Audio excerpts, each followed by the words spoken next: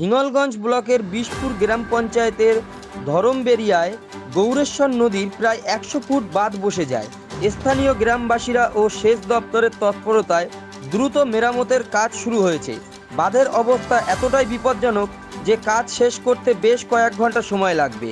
সন্ধ্যার পর থেকে জেনারেটরের আলোয় মেরামতের কাজ চালিয়ে যাওয়ার ব্যবস্থা গ্রহণ করা হচ্ছে।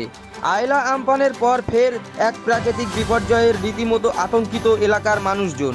ঘূর্ণিঝড় রেমালের ল্যান্ডফলের সময় যত এগোচ্ছে ততই বাড়ছে হাওয়ার বেগ, পাশাপাশি বাড়ছে সাধারণ মানুষের উদ্বেগ।